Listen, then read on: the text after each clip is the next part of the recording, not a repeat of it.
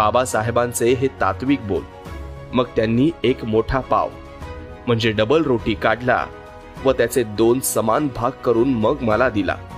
मी नको म्हणताच ते उद्गारले, अरे बाबा, या समानतेसाठी सर आपला हक्क बजावलाय. अपत्य प्रेम. दादासाहेब गायकवाड यांना पत्रात बाबासाहेब लिहितात, दिनांक 8/11/1935. चिरंजीव यशवंतच्या प्रकृतीत काही सुधारणा नाही, म्हणूनच मी अतिशय चिंतित आहे. दुसऱ्या पत्रात बाबासाहेब म्हणाले, चिरंजीव यशवंत आता थोडासा बरा आहे. मी त्याला मुंबई बाहेर पाठवणार आहे. राजरत्न मरण पावल्याबरोबर बाबासाहेबांना जे दुःख झाले ते दत्तोपंत पवारांना 16/8/1926 च्या पत्रात सांगतात. पुत्र निधनामुळे आम्हा उभयंता जो धक्का बसला आहे त्यातून आम्ही बाहेर पडू असे म्हणणे शुद्ध ढोंगीपणाचे आहे.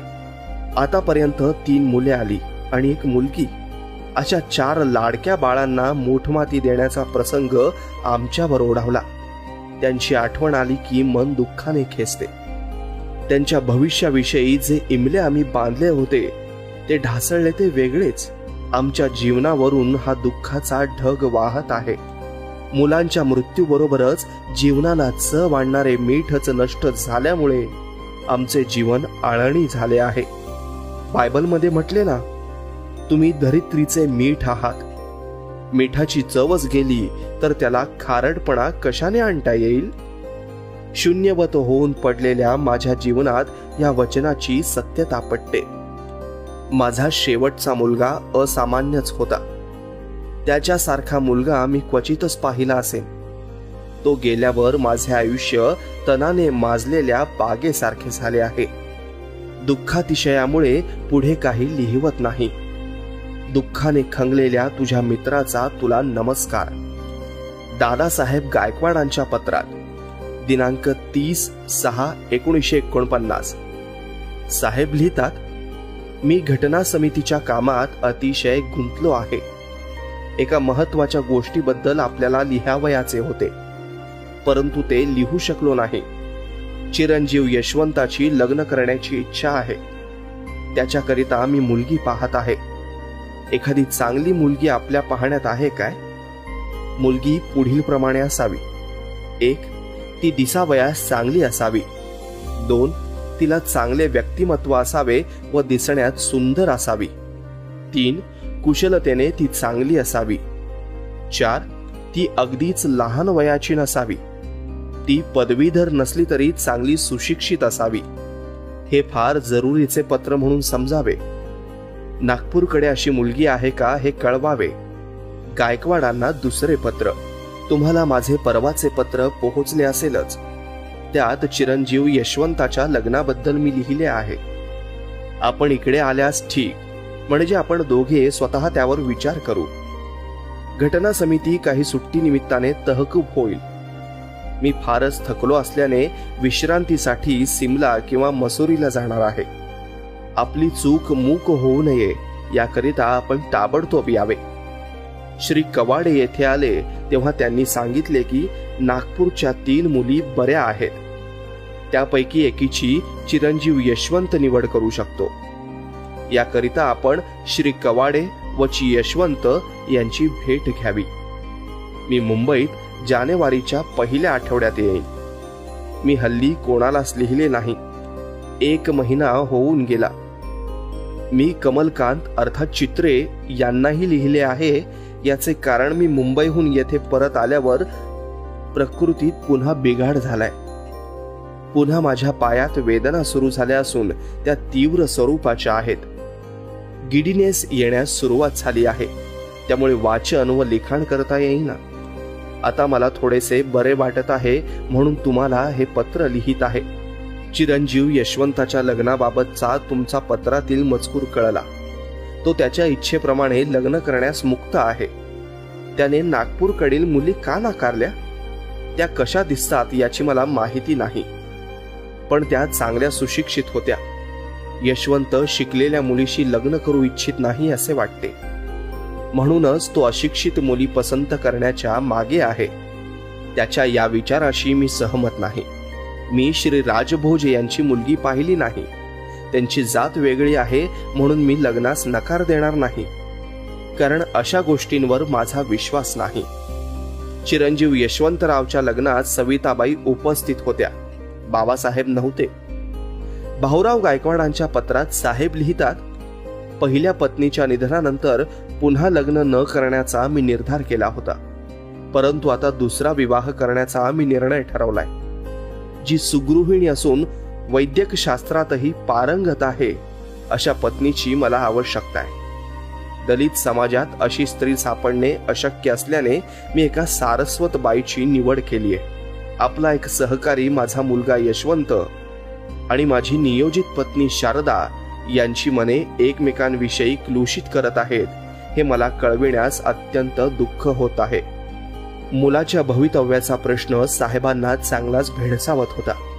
आपल्या मुलाला एखाद्या धंद्यात गुंतवावे असा बाबासाहेबांच्या मनात गेली 4 वर्षे विचार सुरू होता. म्हणून नवल भतेना या पारशी स्नेहाला पत्र पाठवून मुलाला व पुतण्याला धंद्यास लावण्यास कळविले. हे घडले तर मला शांतपणे मरण येईल.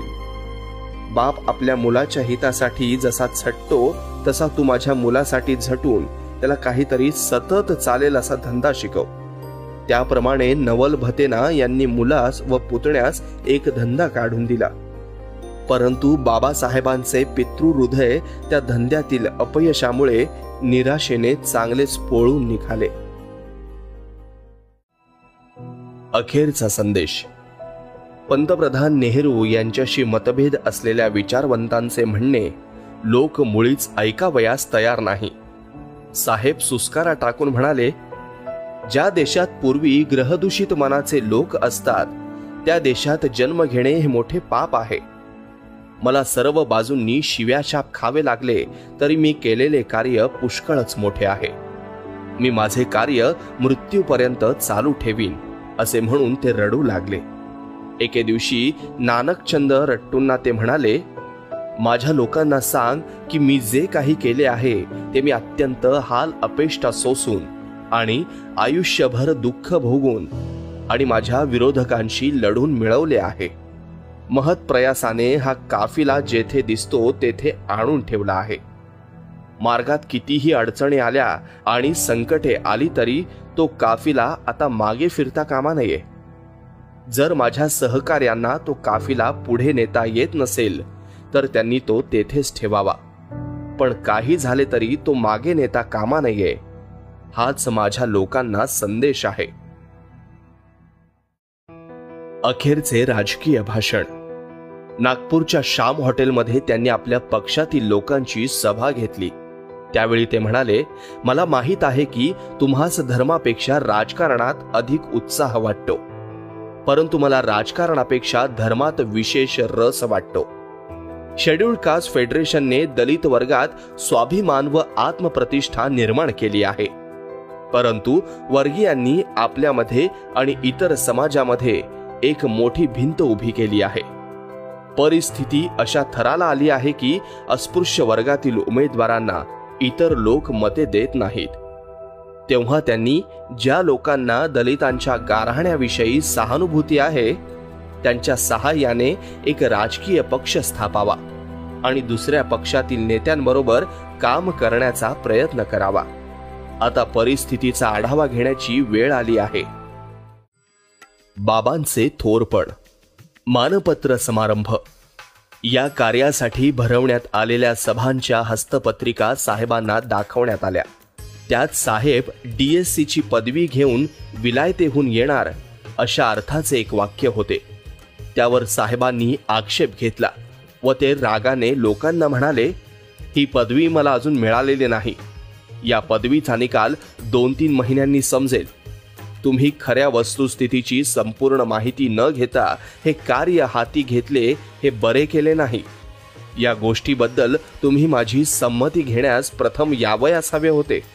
माझ्या संमतीशिवाय तुम्ही सभा घेतल्या व हँडबिले काढलीत, त्यामुळे लोकांना वाटेल की हे करण्यास मी तुम्हाला सांगितले व पदवी मिळण्याच्या अगोदरच हा गृहस्थ मानपत्र घेण्यास उतावीळ झालेला आहे.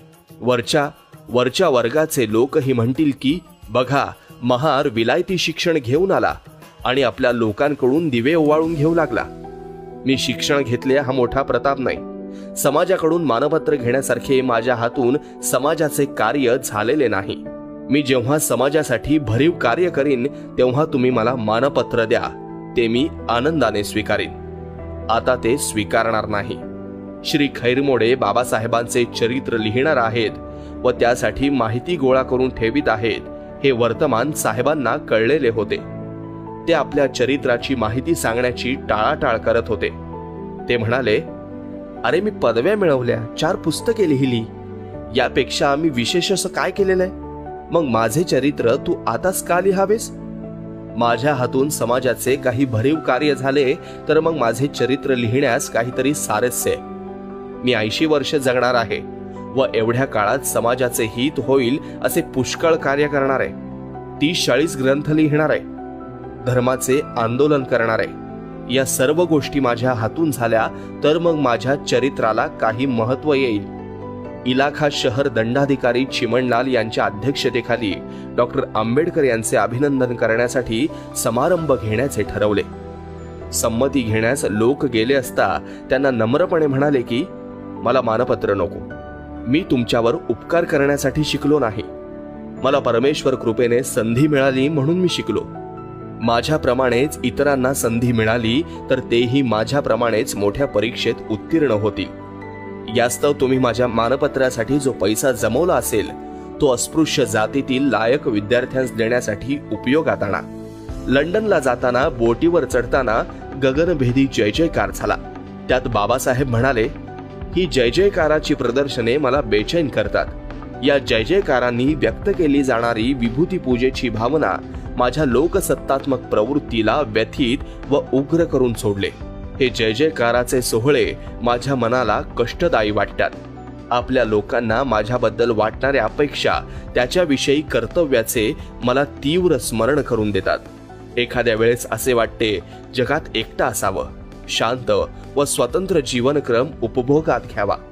अशा तऱ्हेच्या सुशांत, अलिप्त आणि बिनभानगडीच्या आयुष्यक्रमाची आवड माझ्या इतकी फारच थोड्यांना असू शकेल.